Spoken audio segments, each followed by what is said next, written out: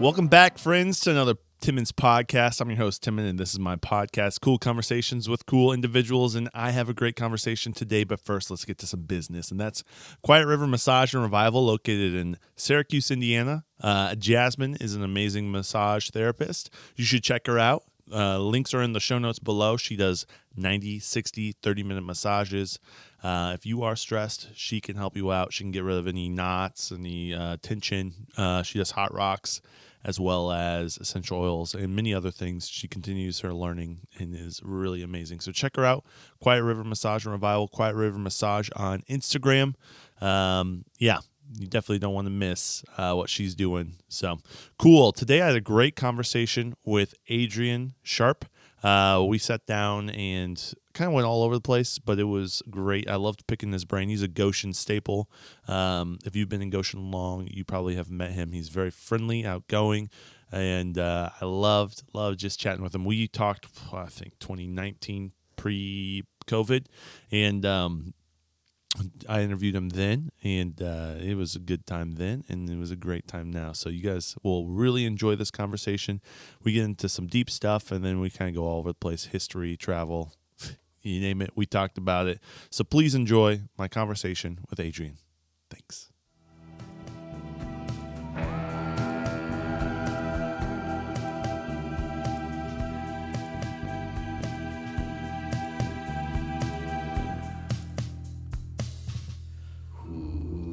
All right, we're live. Sweet. Adrian, dude, thanks so much for coming, bro. Oh, it's an honor. Glad to be back. This is awesome. Yeah, we were chatting on the walk down into the basement. Indeed. Yeah. In our glorious descent.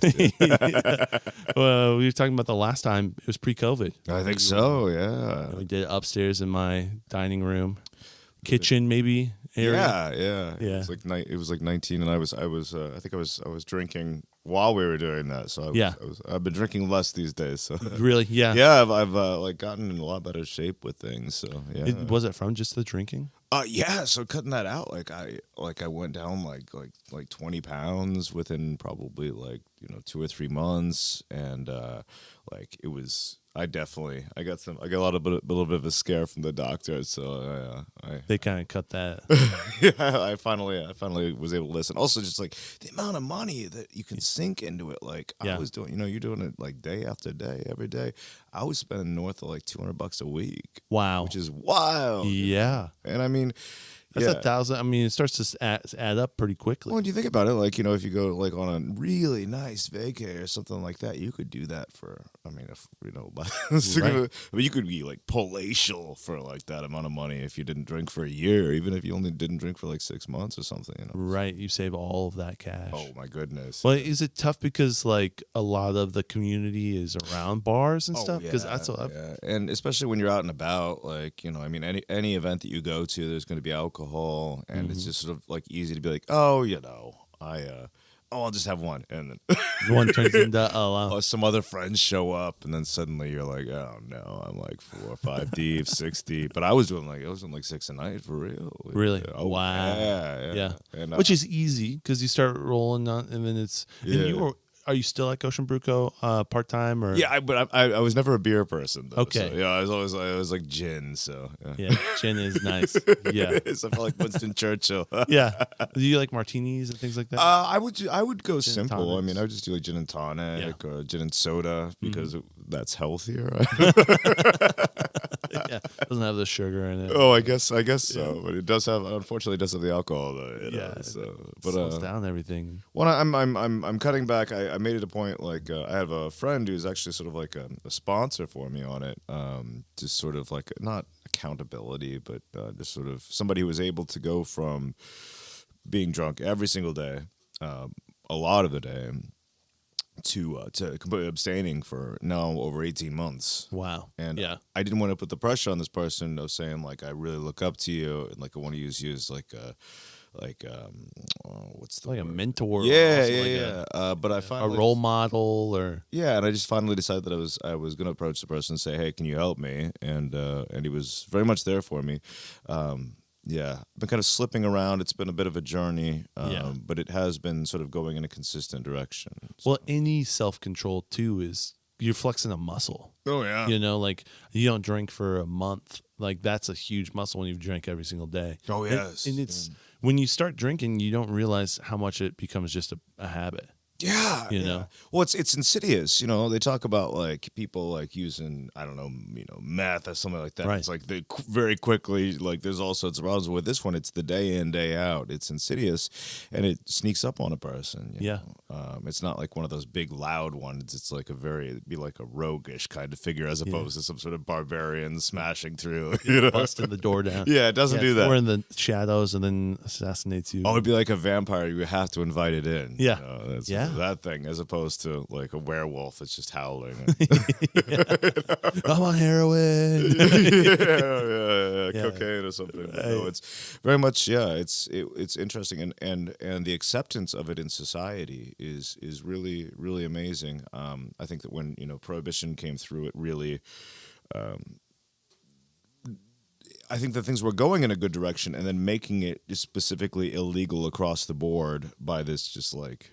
Mandate out of nowhere. Yeah, I think that really did a lot more damage rather than saying certain aspects of this could be very destructive and trying to address that in a more personal sort of way as opposed to being legalistic with it. Right. Because we've seen how various other policies involving that don't always work out in the way that they were intended to. Right. War on drugs is lost. Oh. The drugs are winning. Depends on certainly are. Well, especially when, with the opioid things and the U.S. government and, the being hand in glove with the pharmaceutical companies to try to do that.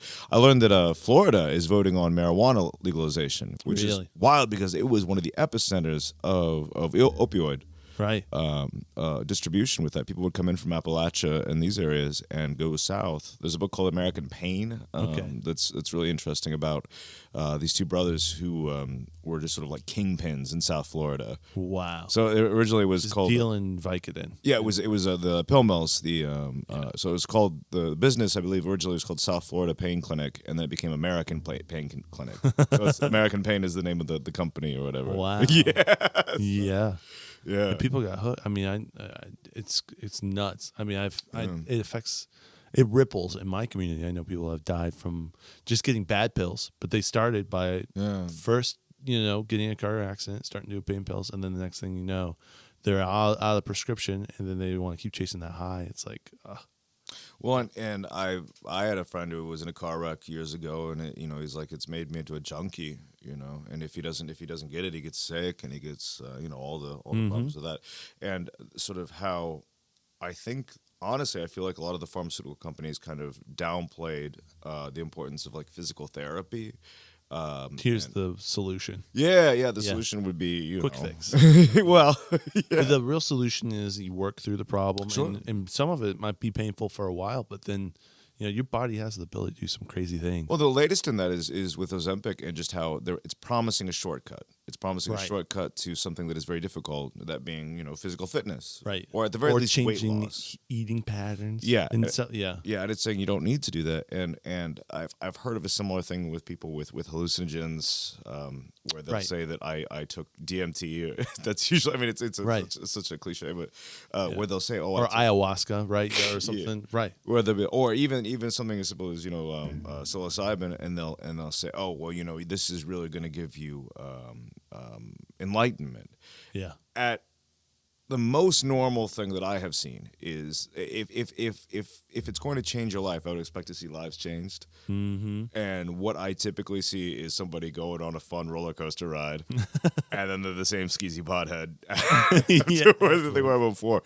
At the very best, in like the 1%, it is just the beginning of a journey. Yeah. Where it shows you where you need to put the work in. But I think that so much it's not the solution. No, and I would even venture to say it may not even be the beginning. It's probably been things you've been thinking about for a long time, and then is like allowed you to say, oh yeah, this is really something I need to look at. But I just, when people talk about things changing their lives and something as simple as like Ozempic or DMT or ayahuasca, I really think that the things that I've seen lives change with, not every time, but the two of them are becoming a parent and religious conversion.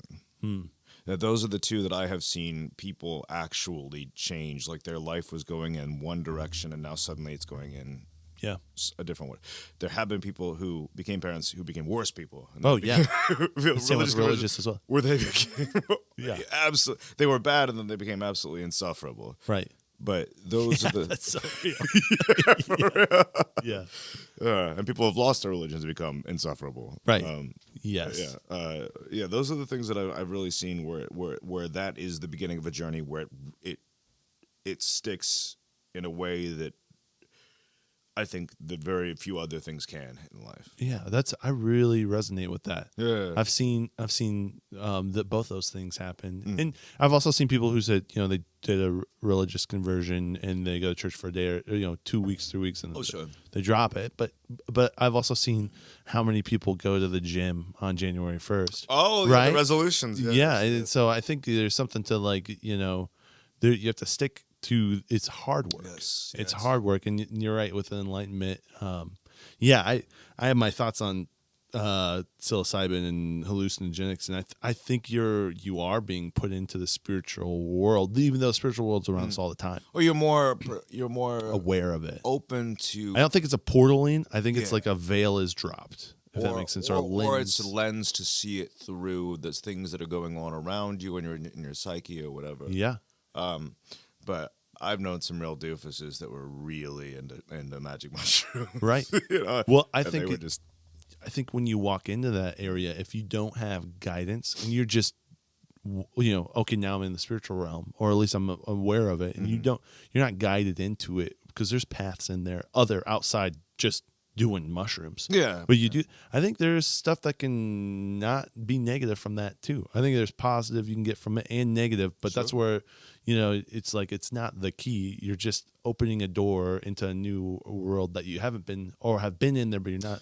Yeah. Yeah. I tend to be skeptical of it, especially when people talk about like the clockwork elves. Very few people get to that point with DMT, but when the notion of they have this message for you, it's like, okay, well, what is the message? And it always gets really, really vague. So I go back to, I think a lot of that, in the vast majority of cases, is a fun roller coaster ride. And I don't know that it really signifies much of anything. Yeah. Any more than a lot of dreams. You can have these profound dreams, and in the moment they were so profound, and they were so frightening, or they were so beautiful, and then when you try to describe it later, it's not really there. Right. So I guess if there is a message, or if there is something to be taken away from it, it seems like one of the great arts of that is retaining it and being able to explain it in words, not just in sort of into other people. It was you're able amazing, to man. yeah. I saw these beautiful colors, and I could taste the rainbow or whatever it is. Well, it's so one of the things I do when I have a dream is I'll try to write it down or put it in a voice memo because it's hard to grasp. It fleets so quickly, and I don't remember the full thing. But the more I do that, where I'm trying to remember my dreams, the easier it is for me to remember them later. Do you return to them then? Some dreams I have, but most of the times they're brand new ones. But I have had a couple of reoccurring dreams, and then it's like the reoccurring dream happens, and then a little bit more happens to it. It's like additional parts of it. My mom had this town that she would go to that was sort of like an idealized version of the childhood town that she grew up in, Sydney, Ohio.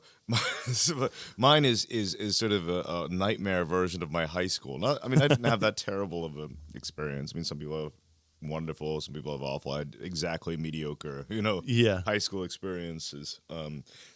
But in the dream recently, I've been going in, and it's I realized that I'd forgotten the combination of my locker, and I'm too scared to ask the office lady what it for like a printout of something, because I know that she's just going to be really mad at me. Yeah, it's an inconvenience. Yeah, so I go like the entire semester without having any of the books. Oh God.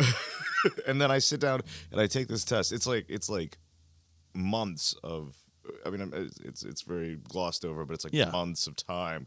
And then I sit down and I take this test, and I can't make any sense of it at all, I've heard that the part of your brain that reads is off during sleep time. Oh. So it's actually a way where you can tell if you're dreaming. Just like, oh, I can't read this right here, so, Yeah, so I'm actually dreaming. Yeah. Which will then maybe wake you up to the fact that you're dreaming. Sometimes it can, yeah. My dad really struggled with sleep paralysis, and he found that if he could move a part of his body, it would get him he'd be able to wake up. And was he stuck? Like yeah. It was bed? like the static in your blood type of feeling. I get a little bit of that, but apparently when he was a child, he had it pretty bad. Wow.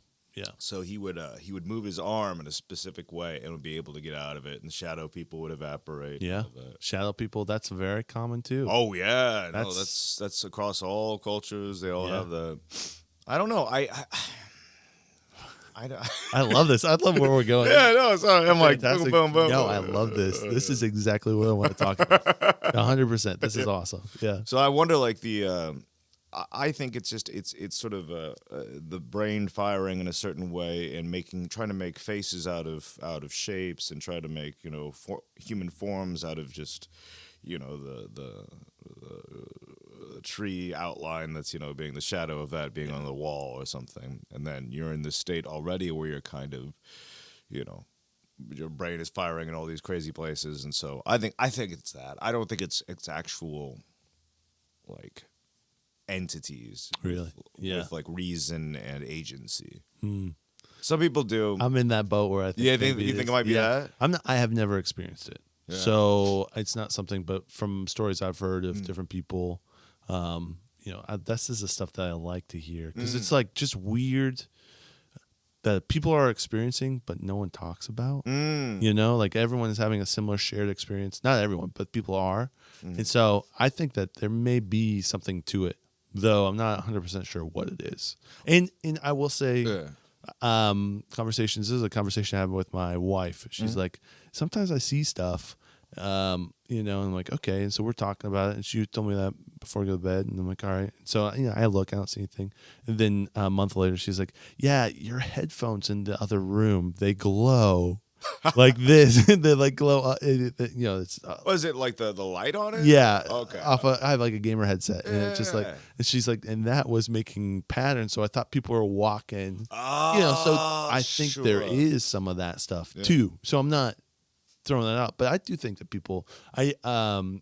My sister, who I'm actually going to have her listen to this part because I want her to know she's big into like dreams and understanding this stuff. Sure. So I'll have her see what she says about your dream. I had an ex-girlfriend who was from Mexico, and the importance of dreams in that culture Huge. Like if you cheat on her in a dream, then you have to apologize for it in real life. Right? Yeah. Like you're already 2 strikes against you if that's the case. But with the shadow people though, one time, this was when I was a teenager. I was sleeping upstairs. It was like a winter, like dead of winter night, and I just like laid down right before I think we were having dinner or something, like a late dinner, and I was laying there and I was like sleeping on my back, which I never do, but I woke up because something had hit me like hard, and I looked and I saw the outline of what appeared to be an elderly woman, and I blinked, it was still there. I blinked, it was still there, and I blinked and it was gone.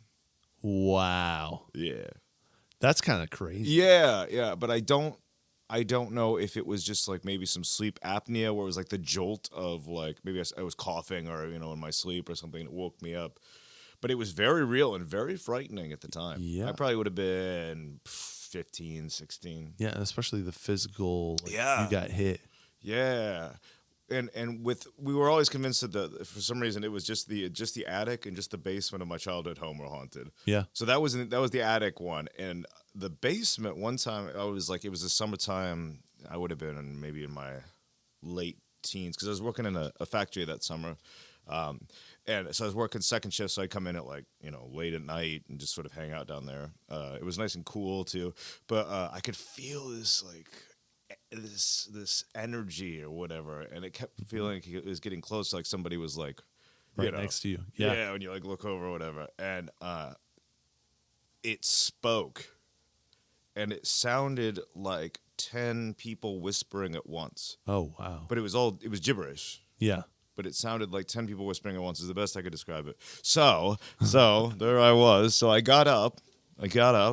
I sort of jumped and I said, "You're dead and no one remembers your name." Oh, wow. Because I'm like, it's sort of the spider rule where it's more afraid of you than you are of it. So Right. I'm like, what would be the scariest thing you could say to a ghost? You did do anything after that or no? I did not experience after that. Now my mom, she was very into it, so she had like the priest come and do like the rituals, and she put like specific like not amulets but like icons and like different tokens around, and she felt Just a cleansing. yeah, and just having certain like physical things around that she felt helped that. My dad was firmly in the camp that it was not real. Yeah. You know, Yeah. my sister had some really strange encounter with what she saw as a little girl that said, "Where is Joseph?" Oh, wow. This should be like a spooky time. This is like a Halloween episode. Yeah, no, it's fascinating. There are people. There's neighbors that I've talked to them, and they've had their houses. They've had different things.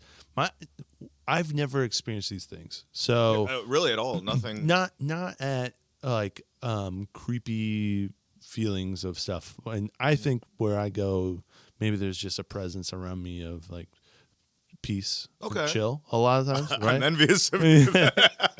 That's but I don't know what it is.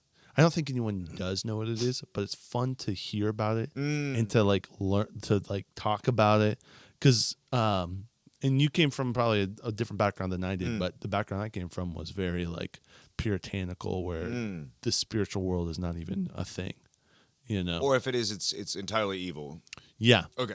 Yeah. Sure. Or it's something that we'll experience later. Okay. When we're passed on. But right now, in physical form, there's no demons. There's no manifestations. There's no voices. Now, were there aliens though? No, We got to cover the aliens now. yeah. What I I do believe in aliens now, but I think that aliens may be demons. I don't think there are aliens. You don't think there are? I made a friend of mine very, very angry one time. It's like the angriest he's ever been at me. Like I was on the porch and I was real quick with the argument. He was very drunk and I was only mildly drunk. and Are you winning? I was hitting him with these zingers and people were laughing like I was like winning the argument, you know. And he come back with like, and another thing, you know. Yeah. But, so they say, oh, the probability of it. It's like, well, how do we even know? Like they say, oh, well, there's an infinite amount of stars, and it's like, well, how do we know that they are like the sun? You know. Yeah. They may be completely different. Maybe smaller, bigger. I've heard that the way that physics works on the moon makes no sense based on the physics of the Earth. So there's like elements to how gravity works there, and how I'm screwing this whole thing up. Yeah. But it's an interesting thing to look into. But how gravity and how like when the asteroids and meteors would strike it doesn't really make sense why it does the way that it does if it was based on Earth rules. Yeah. It's different. So if there are that many differences just for the moon, the closest thing that there, yeah. how much more different would it be for something in some crazy constellation That we don't see. That's so far away. Right. And like how do we know that those are suns? They could be something that we don't even know about. Right. I don't know. Of course, if I'm tracking with you though. If they were to land, in the middle of reveal themselves. Yeah, in the middle of the day. Yeah. Someone was like, "Well, that's the same as like with God," and I'm like, "In a way, it is. It is faith that people have faith that there are aliens." Yeah. And he was like, "Oh shit," because it was like it is a faith thing, and I choose to be non-believing when it comes to aliens. I don't see any evidence for it, especially intelligent life. I don't see any evidence for it. And they say, well, it must be. And I'm like, why? Right. It's the same as somebody saying that there must be a God. I believe that there is a God. I just don't believe that there are aliens. And that frustrates, like, because they tend to like substitute it for like some sort of like scientism or something. And some people, that is their God in a way. Like it's something they can believe in and they have faith in. Do you think that there's extraterrestrial, like extra dimensional beings, like interdimensional beings? You're talking about like angels and demons and principalities and powers. I would believe that much more likely, and I am mostly believing in that. Yeah, see, that's where I would probably put the aliens in that category. Like if they are aliens, they're probably under that Okay. Not like they're their own thing out Sure. there. They've been part of our culture for forever. It's not something brand new, but I think it's And within that, are you thinking of like stuff from like mythology? Like you've heard the stories about like Thoth and like Mercury and Yeah. Hermes. You Yeah. know, the hermetical stuff. You know, Yeah. Trismegistus or whatever. You know. that's Greek. Some of that's Greek, right? Yeah, Some of yeah, that's and a lot of it's Roman. it's very like it's I got deep into the Egyptian mythology for a while. yeah. So and Thoth is the character Yeah. with that. Yeah, Yeah. and I think it's Quetzalcoatl or it might be Huitzilopochtli, one of the two. For that it was always this character who came from the East, in deep antiquity, and usually taught writing and agriculture, and always came from the East.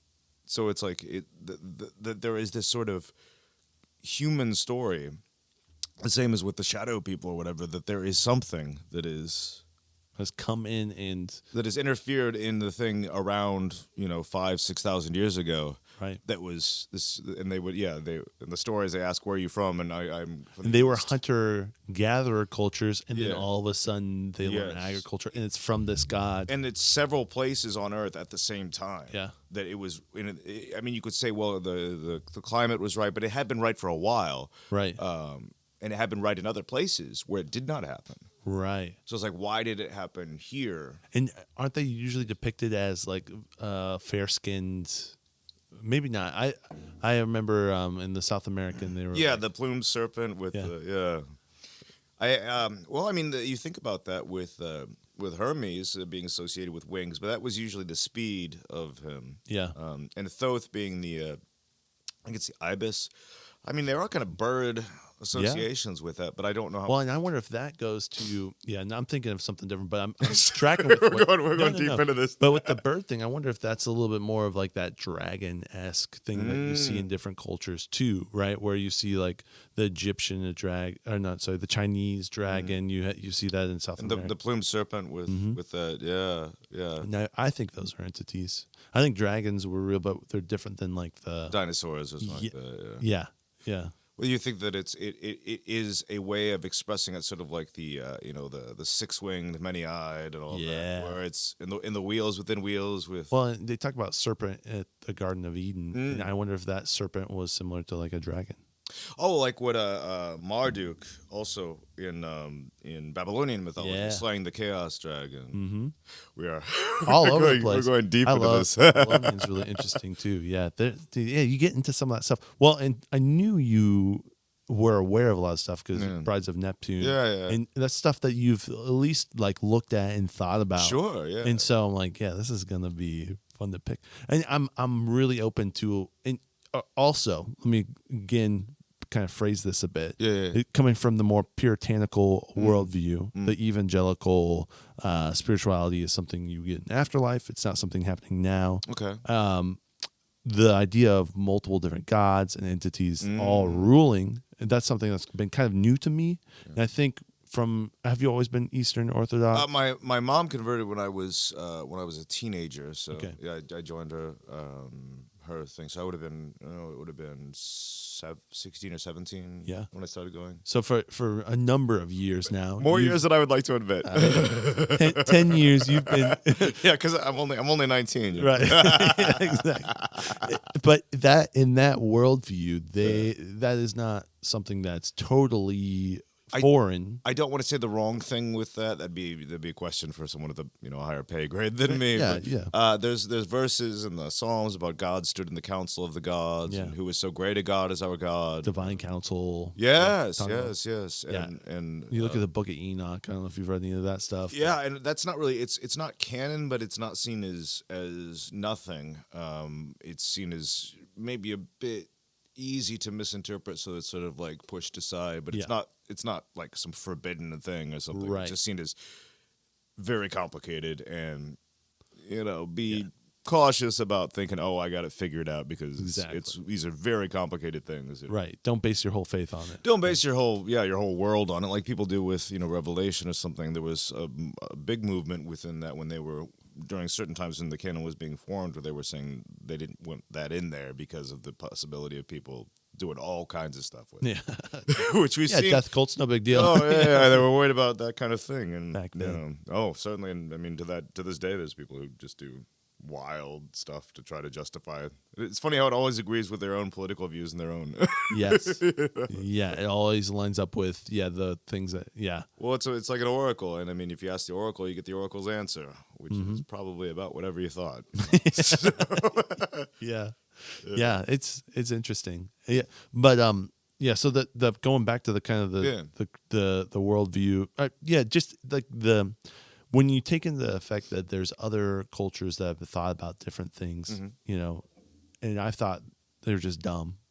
Growing up, I'm like, oh, that we have evolved past that. Sure, that was. Then I'm now going back, looking at some of that stuff, and like, oh, there is stuff here that informs me of what's going on now. Definitely, and there's such a bias in our culture, especially. I don't know if it's still this way, but certainly when I was growing up, that we are the pinnacle of all history, and that we are so much smarter and so much better than everyone who came before us. Everyone who came before us was a villain and just down from the trees. Yes, and they were certainly not as moral as we are. Right. Certainly not as educated as we are. And what I'm seeing education, what that means, but with morality and that sort of thing, it's difficult to say that we are better. I would probably take the safe road and say that we are the same. Yeah. Whether it was in the times of the there were certainly instances of grievous crimes against humanity, but and there dark have been ages, right? There have been in our own time. There have been dark times with our own times, but I think that what has really set us apart is the advent of, or the availability of medicine, and certainly of information. Right. The medical advances that have been made have been so wondrous that I feel like we have neglected some of those that were well known. I think among those is sort of the science of the soul, the importance of community, the importance of loyalty, that have sort of gone by the wayside, in our own time. And same with technology that also pushes the community away, and you can kind of be self-sufficient and live in your room and never leave. There's a lot of that, but it's something that I'm glad to see. And what I'm saying, I hope we're sort of making a turn with that. Is I remember in this time last election cycle, or in 2016 or whatever, how shrill everything got on all sides, and how people were like disowning relatives because they disagreed with their political view on this or that. And don't you see, it's this or that. Yeah. And I think that people are casting quite a bit more of a jaundiced eye toward politicians writ large. Yeah. And I think that's a very good thing. Yeah, I thought it's interesting because even politics got into every single thing. Oh my goodness! It was what sports, what socks you bought, right? How could you buy those socks? In chess, whatever it is, whatever you think about it. In all music and all media, it became a new battlefield, a new frontier on this war. It just got so shrill, and I think people just got sick of it, and they just. I really hated the rise of that. Now, in a sense, when it came to the criticisms of Trump, what I was hoping was that would extend that sort of hatred of politicians, or that great skepticism and looking at them and great criticism of them would extend to all politicians. Yeah. And when it was, it's fine when my side does it, whether it was pro or anti, it just put an exclamation point behind all of that, and it made the tribalism so much stronger and so much more like visceral. But I don't know. I mean, are you seeing much of that these days, or you think that things are a bit more? That's a great. I mean, we're rolling right towards the left. Yeah, and I don't really hear anything about it. I don't hear anything, and it's wonderful. It's nice, yeah. But it's also like the weirdest it's been in ways too. Like all of a sudden we have someone else and this, and then there was an assassination attempt. Yeah, and it's like what the, but it all gets like glazed over so fast. Don't talk. And I think there's a reason, but I think also. I don't get my information from TV. In 2016, maybe I got some information from news outlets. Like that was kind of driving. Like I talk about this a lot with people. Like I don't read the Goshen news. Yeah. You know, and whether it's good or bad, I don't know. I get my information from Facebook.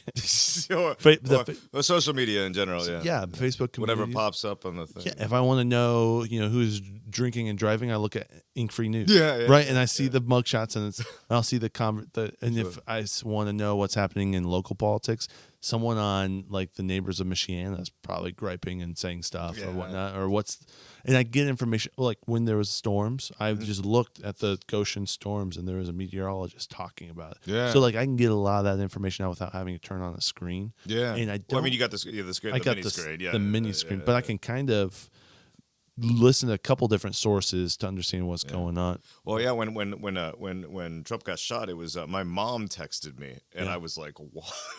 And I walked into it was interesting because that was where the first I heard was from my mom, and then I walked into the gas station. I just happened to be going in there, and I was like, "Yeah, Trump just got shot." And he's like, "You're joking?" I'm like, "No, look it up." And he's like, "Oh."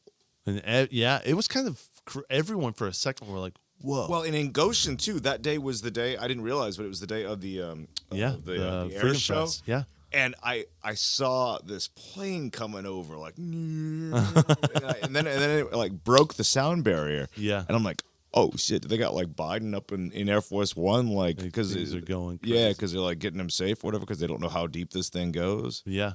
And John Savage, a friend of mine, I was texting him saying that, and he saw like a MiG go by, and he was like, "What?" Which is Russian. Yeah, it's a Russian fighter plane. Yeah. He's like, Trump just got shot. A Russian fighter plane just flew over Goshen, and then somebody's like, "Whatever, dude. It's the air show." He's like, "Oh God! Yeah. Oh, thank God!" It was like, "What is going on?" It's crazy. It was, and like you couldn't really get a straight answer at first because it was so wild. Yeah. And I don't think we still know what. It's kind of been glossed, but a lot of stuff like that in the media gets glossed over. Well, and I think it's just because everything happens so fast now. Like that would have been a huge deal in the past, but I think all these other things happen, whether it's intentional or whether it's just like the flow of things. And I think like algorithm determines a lot of it, and also just like people's interest. And they could tell by clicks. And if people just like stop clicking on it, they're like, okay, he lived, they got the guy, okay, that's it. Yeah. And they moved on. I think that's a lot of it. It could be some sort of, master lizard men playing. Yeah, guys wearing robes, like sitting around a round table with a pentagram on it or something. But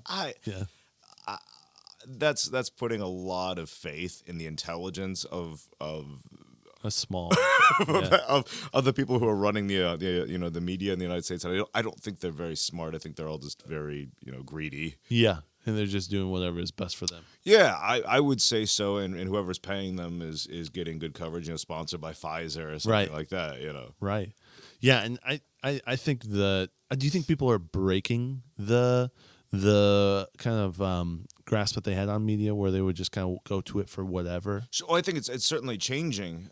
It had been changing. I mean, ever since when radio came on, or when newspapers. So it's always been moving, but I think it's moving much faster. It's a lot louder. It's a lot faster. It's a lot closer.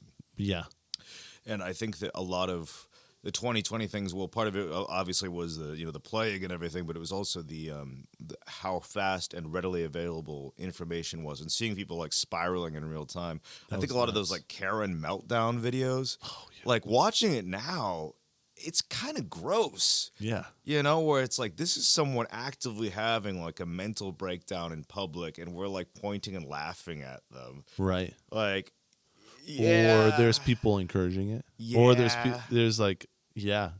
And just... Or people are like, how dare you? She's correct. And you're like, dude, she's psycho. Like, seeing somebody, rolling on the floor because of...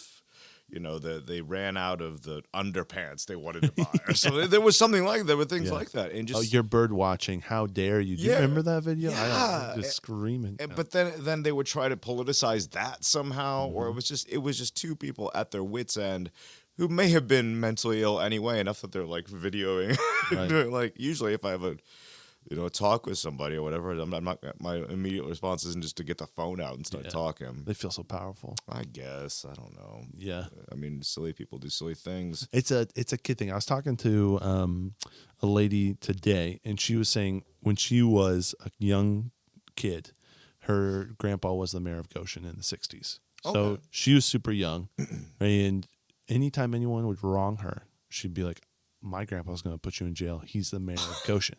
It's that same mentality. Like, yeah, your grandpa's not going to put Johnny, who took your cupcake at lunch, in jail. That's not going to happen. But you feel like you have that power. I think everyone has a phone, and they feel like they can, oh, I got you. So from that sort of thing, that reminds me. So when I was growing up in elementary school, my dad was an elementary school principal. He was my elementary school principal, which that was not the experience that I had with that. Where it's like, oh, is your dad gonna put me in detention or something? And like the bullies would come after me because my dad would give them hell for something. Well, I'm sure they probably deserved it. Yeah. And then they come after me, because they felt mad at my dad. I'm like, I don't know anything about this stuff. Wow. You know? So, and he was very active about like not showing favoritism. Really? Yeah. Like he wanted to be above reproach with that and show like no favoritism at all. If anything, I got it harder than the other kids. Oh, yeah.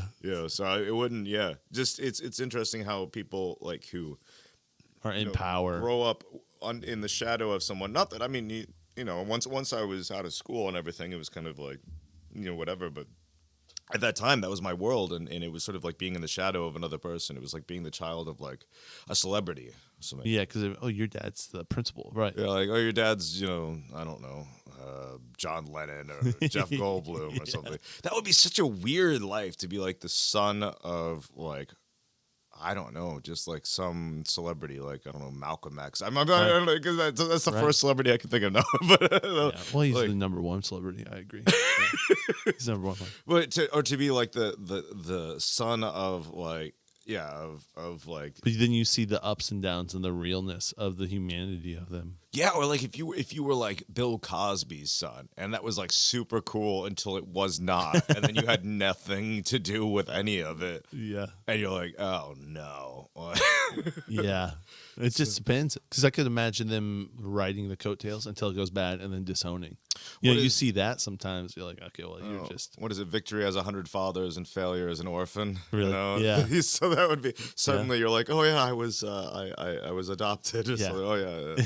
That was my different Cosby. That would be crazy. Yeah, I'm glad but I had a very small dose of that for like 10 years or whatever growing up. Just because he was the. Yeah, and like talking with him later, like that was one of the things that he was sort of like, yeah, it probably would have been better if we'd been like in a different district or something. So you went somewhere else and weren't at the same school, but he again didn't want to show like, oh, you think that your kids are too good for this school or something. Like he was very like conscious of that. Yeah, where'd that come from?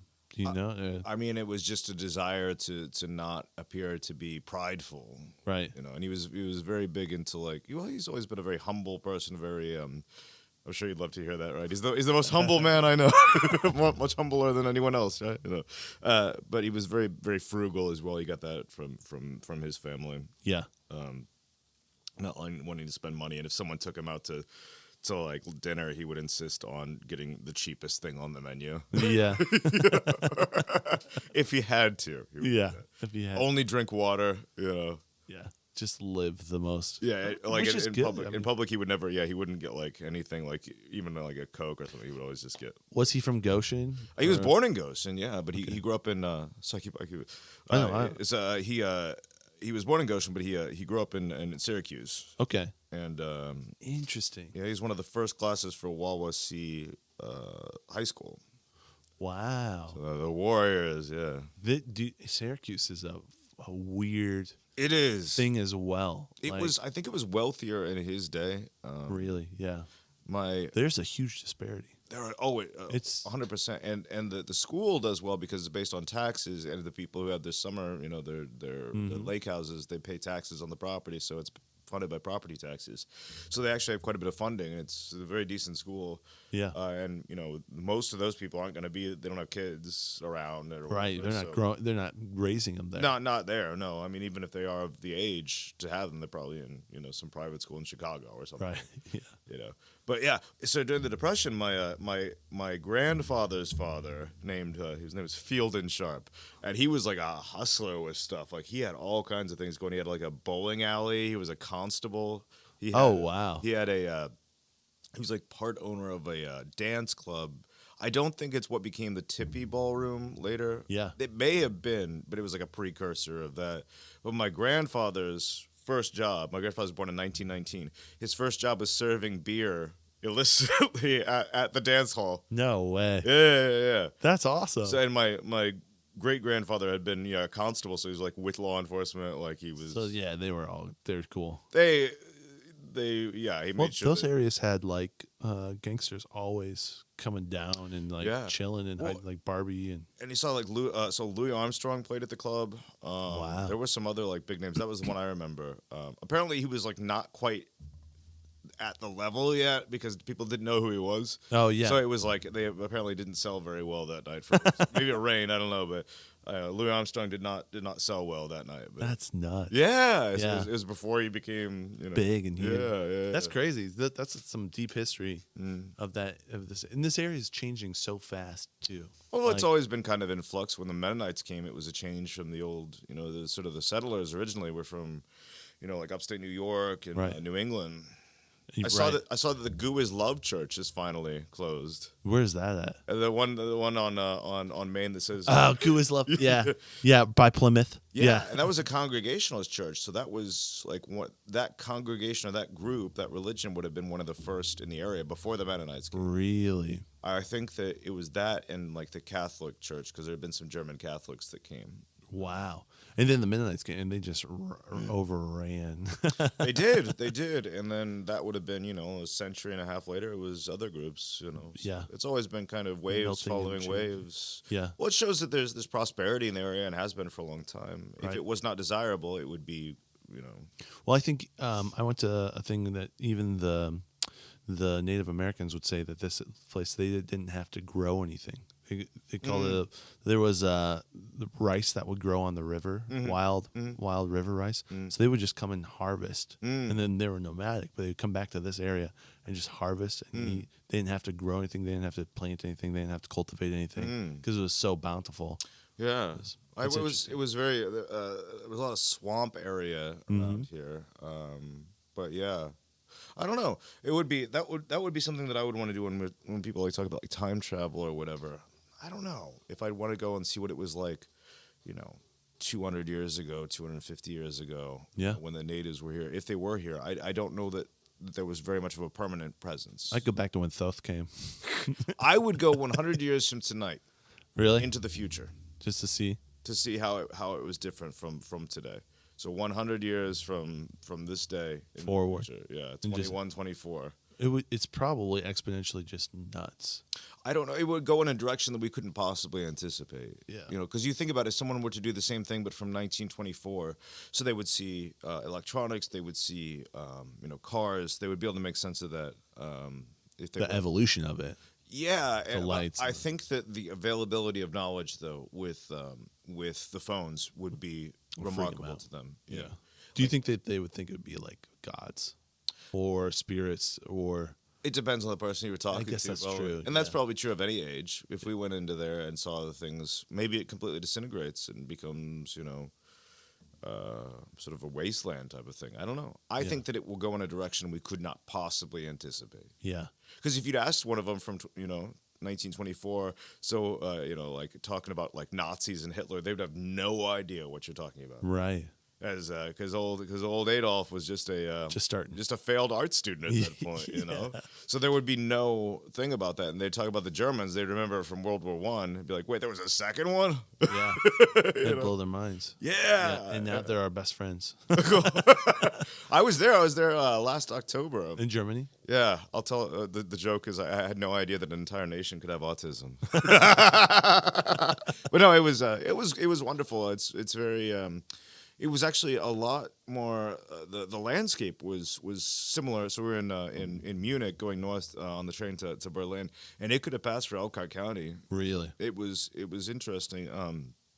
The towns, though, there's just like the town. There's not going to be like a bunch of gas stations and like like sprawling. There's not sprawl, so it tends to be very compact. And in the countryside, it's usually just like around a large church. And then usually for like the county or whatever, they would have like the cathedral. So that's going to be like the larger one. And then each town's going to have like a smaller one. Wow. And some of those are very old because during the war, there were areas that were in that area. It was pretty heavily touched during the middle of the last century, but there were some areas that were spared, and so some of the churches are intact from way back. Wow. And some were decimated. Oh, 100%. Yeah. So the palace of the kings of Bavaria got hit real hard during the bombing of Munich. But it's interesting because like the town hall, which is awesome, and it's got this like clockwork thing with like these like 10-foot high figures that kind of like dance around and stuff. It's kind of creepy, but it's in a very like Hans Christian Andersen, or I guess it'd be like Brothers Grimm kind of way. Yeah. But it looks like a fairy tale, and that's cool. yeah. But so that was spared, and that was like intentionally spared by the bombers. But I think they wanted to go after like the palace and that kind of stuff. Let the royalty know. Well, even though the royals, I mean, they'd been kind of out for a while, Yeah. but they wanted to put a scar on the face of it, you know. Wow. And it certainly is still there. You can still feel it. Yeah, I mean, it's always underneath everything. You know? Really, yeah. That memory is very much there, and That's fascinating. They are one of our top 10 allies. Yeah, I'm sure. Yeah, it's just fast. That's the well, I mean, them and Japan. Yeah, well, West Germany was like funded by that, especially in Berlin. When we were in Berlin, it was so interesting, the culture of that. When I was there with a friend, and we got onto the tram to go to the area we're going to be staying in East Berlin, and this one guy gets on there with like a black leather trench coat with like sunglasses, and it's like 10 o'clock at night, and he's got like slick back black hair, and I'm like, oh my god, it's real. Like they really do dress this way. And then this like woman got on like all goth, and those were the only two people I saw dressed like that the whole time. But they're there. There were two like of the them Matrix, there at least. yeah. Yeah, there That's was great. two of them, but the rest of the time they were just dressed like you wouldn't have known them from anybody. Right. But yeah, the culture, you know, you think about like all this like crazy, like, you know, like Berlin, like black leather and like, you know, chain smoking and all that. Right. I didn't really see as much smoking there. A little like EDM. Oh yeah, that was kind of where a lot of Techno where it came from. Oh yeah, right? like the dark wave type of stuff. Yeah. And I don't know. I was too old to be going out and doing that. You didn't see a lot of smoking there? That's fascinating. I know Europe's big, and like, there's still a pretty heavy smoking population. Yeah, I would say more in the south. I would say more in like Greece and Italy. Yeah. I think there's less of it the further north you get, probably climate related. Yeah. Thing is, those Greeks, they live forever, you know. Yeah. It'd be olive oil in the Mediterranean. yeah, cures lung ailments. Apparently. Well, I know they dip the filters in olive oil. Okay, and Windex, right? Right, yeah, exactly. I've seen the same movie. Yeah. Oh, but it was. Have you been to Greece as well? Yeah, I was there last October. We went on this flew into Thessaloniki, which is sort of in the northeast. It's actually where Ataturk, who was the first president of modern Turkey, was born. He's not exactly like a celebrated native son there, though. Really? You know, they don't really like Turks. But we went to Mount Athos, which is sort of this difficult to get to. Is that where a lot of the gods, they thought the gods presided? No, that was Olympus. Olympus, yeah. Athos is it's in an area called Halkidiki in the northeast of the country. There's like these three like peninsulas that stick out, and it's the furthest east of those. But there's like 20 monasteries there. I think there's a total of like it's a couple thousand monks that live there. But we stayed the night at the Serbian one, which is called Hilander, and it felt like Dracula's castle for real. Really? So most of the time in Greece, even in October when I was there, it's going to be sunny, it's going to be warm, but this was up in the mountains, so it was like in this like microclimate where the clouds get stuck on the mountain and then they like drop all the rain. So it was like dreary and cold, which is rare for that. Yeah. And then we like you'd like walk into there and like the monks would even look at you, you know. Really? They just like walk past, and they had the crypt there that was really kind of wild. If you go down in, and they have the skulls of like all of these monks that have been there for like centuries. Dang. Just like And it's piled. you talk about it and it's like, oh, whatever. But when you're looking at it, it's a very different feeling. I can't imagine. Yeah, I can't imagine. Yeah, But just to walk into a place and there's just skulls. Yeah. Yeah, that is creepy. It's different when you're standing there. You stayed there at night? We stayed, yeah. So it was like it felt like a medieval inn type of vibe. So there's this one area where there was like 50 guys that were all there, and it's like there's enough snoring and farting over here. So we were able to get our own place, like our own room that had like 5 people. Yeah. Except for one guy that had like the CPAP machine. No. He was also really obnoxious. He was very smart, and he wanted everyone to know it. Oh, gosh. Yeah.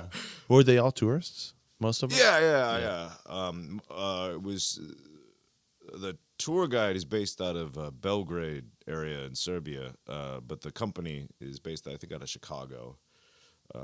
Yeah, So you got a tour that went to Germany as well? No. This was the city of Thessaloniki, and then it was the monasteries at Mount Athos. But they had connection because of the Serbian connection to Hilandar, which is actually the wealthiest, I believe, of the monasteries there. They own like a bunch of land on the mainland or on the main area of Greece, in the area of El Kadiki. My understanding is under the Ottomans for like years and years, if a wealthy landowner died and he did not have a male heir, the land would be forfeit to the state, to the Turk, unless he gave it to the church. And so they just were like, they would give it to the church. So they would give it to, and so it passed to this monastery. So they actually have like large holdings of wine, like vineyards and olive orchards. Wow. But the Hilandar wine is actually very, very good. Really? And is like very well liked in I think in Greece and probably throughout Europe. Wow. Yeah. That's such a cool experience. Yeah. When you traveled, were you looking at things from, just like trying to understand more of the mythology and stuff? Or were you like tracking with what was happening? Well, we were or was it just sightseeing and enjoying? Our thing was more of like, the historical stuff we were looking at was mainly medieval and going back to like Roman times. Gotcha. With Mount Athos, though, just for like, it wasn't mythology, but I think it was that peninsula where Xerxes made a canal across it. So that he could invade easier, get supplies across easier. I think it's pretty well filled in now. But yeah, it's it was on the route that the Persians took, like in the 300 movie. Yeah. And Alexander the Great supposedly saw it and wanted to carve his face into the mountain. It's this massive thing. I mean, it's from the sea straight into the sky. Wow. Yeah, and it's like through the clouds, It's just huge. Yeah. It's really something to see. And all these monasteries are sort of like perched on the cliffs around it. Not all of them are on cliffs. Some of them are right on the sea. Apparently, like in the medieval times, there was all sorts of pirates and stuff out there. Really? So, some of them are really built up, and like different kings would like send guards as like a gift, so to like protect the places, so they'd have to stay there. Also, there's no women allowed. Has not been since for 1,000 years. So yeah, only men can go on this tour. Yes. Dang, that's crazy. Yes. I'm sure that there have been women there, but it's not supposed to be. Right. Yeah. Frowned upon. Yeah. Well, they're not more than frowned upon if they see a woman. Yeah, I mean, I guess if you can put on a good disguise or do this or that, but or just whatever you are that. Well, day. there was a woman, I believe in like her daughter, or I think it was a woman and her daughter were like in this like ship, like they were on a sailboat or something, and there was a storm some night, and this is like supposedly it was like a couple years ago, and in the course of the storm, like her clothes were lost. So she just like appeared like banging on like the gate of this monastery, and they thought she was a demon for a while. Yeah, because it was like this crazy night, and she's like streaked with all this. Yeah, wearing nothing. Yeah, and eventually they were able to determine that she was a human being, and they did help her.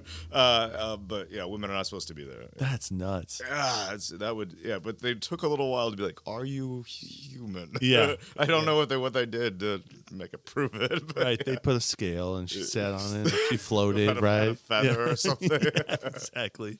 Yeah. Are you big into history?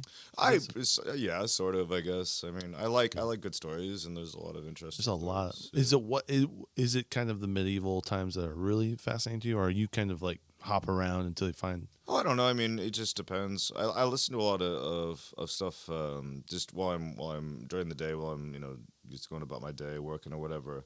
But yeah, like I'll go through like great courses, or I'll go through like different stuff. So right now I'm listening to a book called How to Hide an Empire. It's about U.S. foreign policy, starting from like the Whiskey Rebellion, going all the way until, I'm guessing, up until probably the War on Terror. Wow. So right now it's like the acquisition of Hawaii. Because I mean, we as America just really grew into. Yeah, sounds like someone needs a little freedom, huh? Whenever they find gold, or whenever they find oil. Sounds Is like that kind of what it? It's a lot. It's a lot of that, and a lot of what you would expect. I honestly I like it a lot better than like Howard Zinn, People's History of the United States. I think that was Slanted in one direction. very slanted. Yeah, this one is trying to be. Is it more like self-flagellations? Like we're so bad. No, he was saying communism is so great. Oh, really? Yeah. Howard Zinn was. I mean, there's people who like him. I think they're wrong. I think that he was pretty naive in a lot of his takes on things. Sort of like, I feel that way about, I'll say it about Bernie and about like Noam Chomsky and all those sort of elderly old leftists, right? From the days of when the left was when the Soviet Union was still around, and they were sort of apologizing for a lot of it. I mean, but there's millions and millions of people who died, but then we don't want to talk about that. I don't know what Chomsky's take on it was. Howard Zinn tended to be pretty quiet on that, and he would try to just do a lot of what about. Gotcha. Yeah. That was kind of his take. Yeah. So this How to Hide an Empire, though, it's more of like kind of just more maybe just explaining it instead of putting a slant onto it. I think so. I mean, anybody's going to have that. Their worldview always creeps in. And talking about like the Spanish-American War and how there were people who were very, very anti-imperialist because there was a movement, for example, in the Philippines to make it a U.S. state. But it tended to be, there was a very strong vein of white supremacy.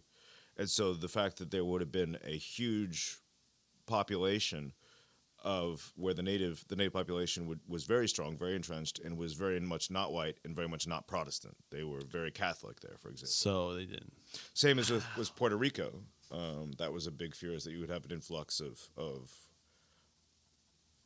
like they weren't perceived as white, right? And that was completely like. How does that stuff get entrenched? I mean, it just probably slowly rises into and maybe it's the culture of the United States, but I wouldn't think, and maybe I could be wrong because I don't know a ton about our founding fathers, but I didn't perceive them as there was some racism there, but I didn't think it was like the grounds. I think, like the pillar of their thinking. Maybe there was. There probably I think it depended on the father. I think it depended on when you were asking and the context and everything. Because culturally, things were different then as well, right? And so, when it comes to the policies, these policies would have been around the 1890s. Yeah.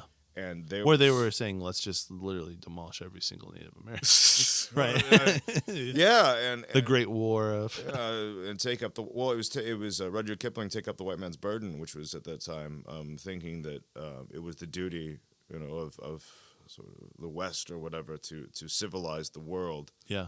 And they sent missionaries into the Philippines, which even at that point were very, very heavily Catholic and had been for hundreds and hundreds of years. Yeah. So there was quite a bit of arrogance and not a lot of introspection. Yeah. Not a lot of second guessing. And I think that we've sort of compensated for that and done a lot of introspection as a country. And some of that rightly so. But it's interesting that the most anti-imperialist groups tended to be the most white supremacists because they didn't want an influx of non-whites becoming citizens. That's fascinating. Yeah. So you think of something like they arrived at the place where maybe it's wrong to annex these things. Right. You should make them their own country. We should leave them be. arrived at that, but from like a very depraved Right. reasoning. Because they're not white. Yeah. That's crazy. Yeah.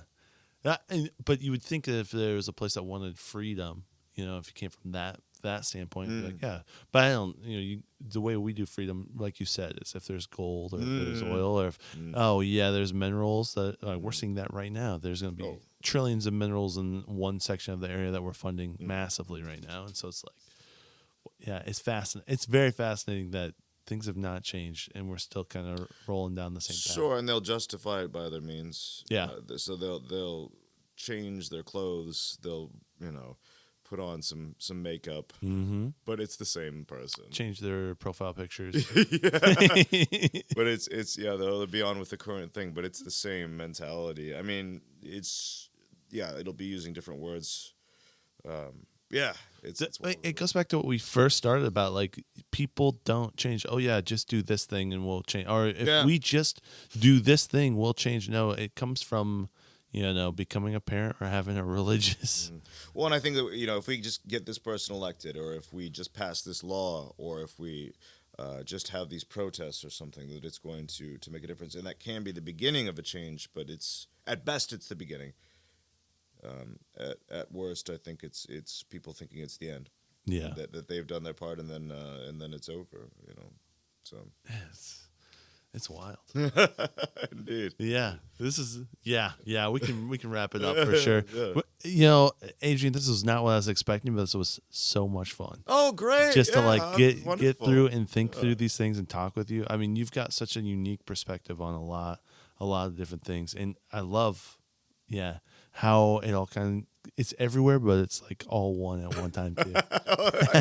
Appreciate you, man. Yeah, I appreciate you coming on, man. Thanks for coming. It's an honor. Glad to be here. Speaking and having fun. Where if you want people to find you, where can they find you? Oh, sure. So, one Adrian Sharp 1 on Instagram. If you want to look me up on there, just Adrian Sharp, and it'll be my smiling face on there. Brides of Neptune. We got content on Spotify. I think on most other platforms as well. I would joke that we only record our worst songs, but we've been doing some new content with that. We got some more coming out soon. And I think if you want to share it in the show notes or something, we got the I did a little bit of voice acting for the first time for a promotional thing for Lang Lab. They're doing a movie sort of spooky time thing with like a movie festival, and then they got some like bands and some merch and all sorts of stuff with that. Yeah, it goes along with exactly what spooky. It was in collaboration with Blood in the Cornfields, so that was another local podcast group. So cool. Yeah, we'll link it in the show notes below. Absolutely. Yeah. And I'll just say this before we end. The last time you were on, you showed me some of the chants and different things that you were into, or at least that was happening at church. I think. Yeah. And so from that, sometimes when I get a massage from my sponsor, I'll ask her. She's like, "What music do you want to listen to?" I'm like, "Gregorian chants." Oklahoma up. They're so soothing. Yeah, it's meant to be. Yeah. It literally changes. Like it's cool. So yeah. I think of you because you turned me on to that, and it's very enjoyable. So Wonderful. I appreciate that. Yeah, appreciate you, man. Yeah, Adrian, thank you. Thank All right, you. see you guys. Bye.